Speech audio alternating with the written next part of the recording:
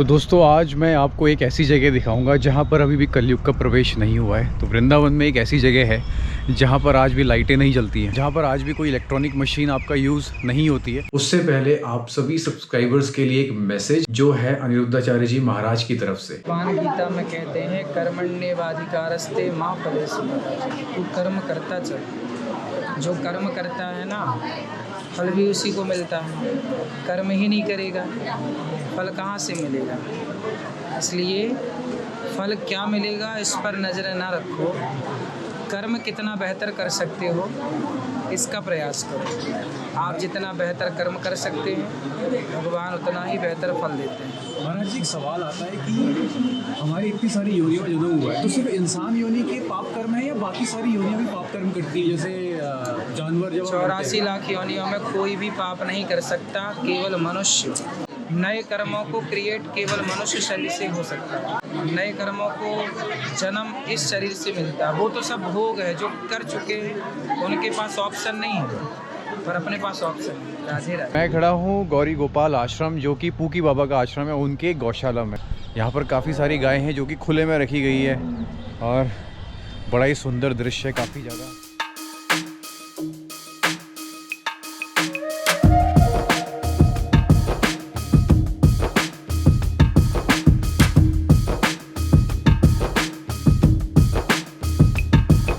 नमस्ते दोस्तों, आप सभी का स्वागत है खोजनामा में। और फिर से मैं आ गया हूँ वृंदावन। तो अभी मैं यहाँ पर हूँ ये रासवन में, यहीं पर कृष्ण भगवान रासलीला करते थे। तो यहाँ पास में ही यमुना नदी है जहाँ पर देवरा बाबा का आश्रम भी है, जिसका मैं पहले वीडियोस में बता चुका हूँ। और यहाँ पर काफ़ी ज़्यादा शांति और सुंदरता अगर मैं आपको अपने सामने दिखाऊँ तो ये देखिए।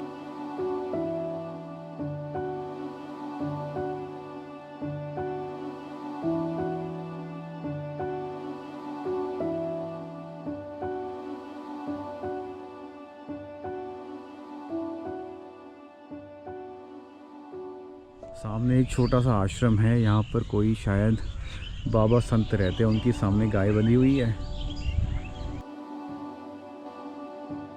तो वैसे यहाँ शिव जी के मंदिर काफ़ी कम है, तो अभी मैं जाऊँगा एक गोपेश्वर महादेव मंदिर में शिव जी के दर्शन करने के लिए, जहाँ पर शिव जी जो है वो सखी भाव में विराजमान है। तो मैंने अभी तक देखा नहीं है। तो ये मंदिर है गोपेश्वर महादेव मंदिर, जो कि यमुना घाट के बहुत ही निकट है। अगर आप वृंदावन आते हैं और केसी घाट की तरफ जाते हैं तो वहाँ से थोड़ा पहले गोपेश्वर महादेव का मंदिर पड़ता है।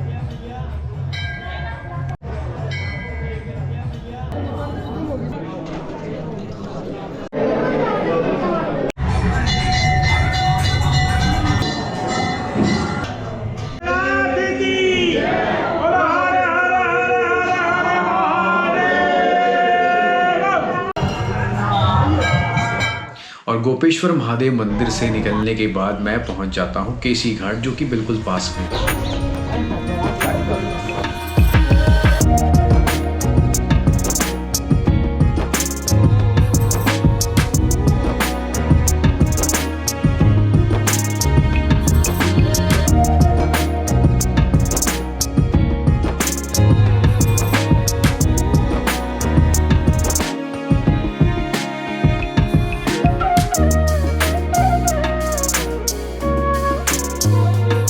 क्या कोई ऐसी जगह हो सकती है जहां आज भी कलयुग नहीं पहुंचा हो, जहां आज भी सतयुग हो? तो दोस्तों आज मैं आपको एक ऐसी जगह दिखाऊंगा जहां पर अभी भी कलयुग का प्रवेश नहीं हुआ है। तो वृंदावन में एक ऐसी जगह है जहां पर आज भी लाइटें नहीं जलती हैं। तो तटीय स्थान देवरा बाबा के आश्रम से बिल्कुल पास में ही है। तो अगर आपने देवरा आश्रम की वीडियो नहीं देखी है तो आप वो देख सकते हैं। तो आज मैं आपको लेके चलता हूँ तटीय स्थान। अभी संध्या काल शाम का समय है और इस टाइम हम जाएंगे तटीय स्थान, देखेंगे क्या वो क्लेम सही है। ये देखना काफ़ी इंटरेस्टिंग होगा कि आज भी इस टाइम पे भी कलयुग का प्रवेश इस जगह पे नहीं हो पाया है।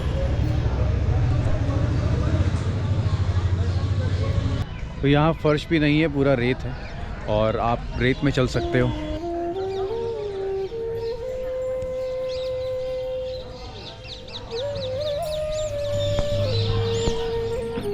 और कहते हैं कि संत हरिदास जी हैं, उनकी 5 अनमोल वस्तुएं आज तक यहाँ पर रखी हुई है। तो उनकी खटिया और उनका कुछ सामान उतने सालों से आज तक प्रिजर्व्ड है। और यहाँ अंदर आश्रम में अलाउड नहीं है कुछ भी इक्विपमेंट आपका, आप फ़ोन भी ऑन नहीं रख सकते। तो पर काफ़ी मुश्किल होता है ऐसी जगह जाकर के वीडियो बनाना।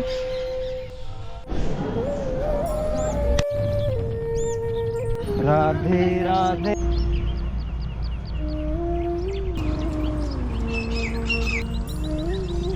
दोस्तों अगर आप वृंदावन आ रहे हो और आपको शांति प्रिय जगह चाहिए तो आप सिर्फ, मैं बताऊंगा, आप देवरा बाबा आश्रम की तरफ आइए। यहाँ पर आपको काफ़ी ज़्यादा शांति मिलेगी ट्रैफिक से दूर। नहीं तो शहर में तो काफ़ी ज़्यादा ट्रैफिक होने की वजह से बहुत दिक्कतें होती हैं। तो दोस्तों मैं खड़ा हूँ गौरी गोपाल आश्रम, जो कि पूकी बाबा का आश्रम है, उनके गौशाला में। यहाँ पर काफ़ी सारी गायें हैं जो कि खुले में रखी गई है और बड़ा ही सुंदर दृश्य है, काफ़ी ज़्यादा, मतलब क्या ही बोलूँ, बहुत शांत बिल्कुल खड़ी हुई हैं शांति से। देखिए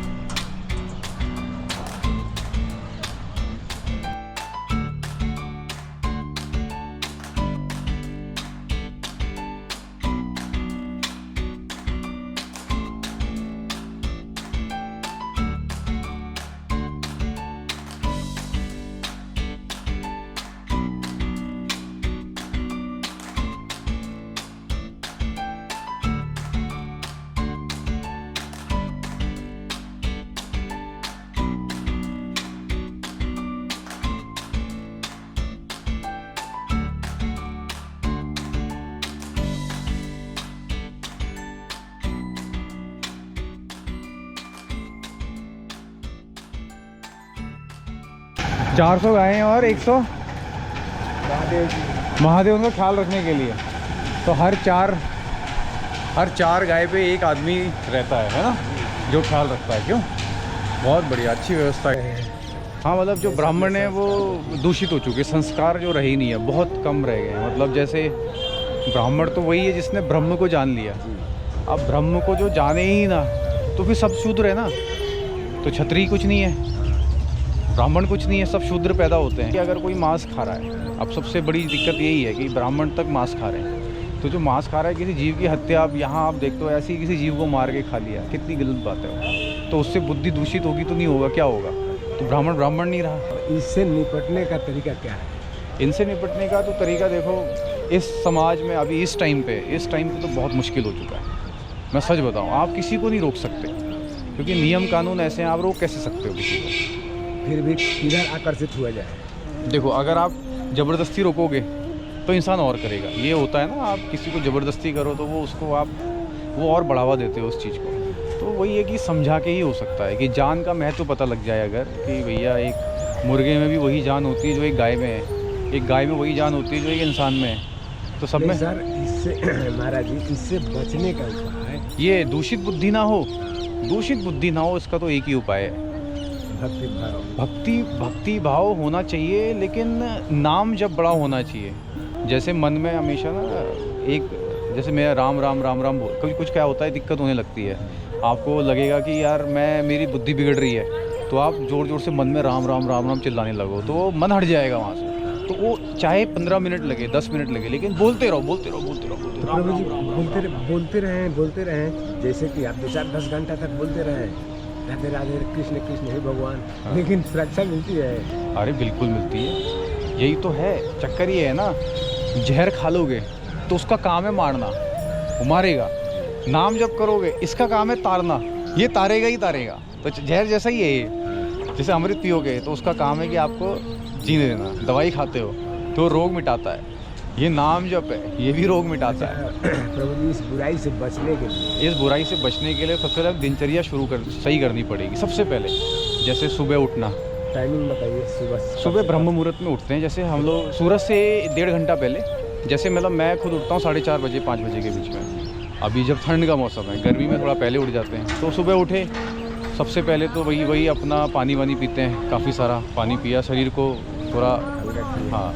उसके बाद चले जाओ दौड़ने, दिमाग शुद्ध होगा, ठंडी हवा रहती है सुबह, प्रकृति के साथ बैठ के दौड़ो, घूमो।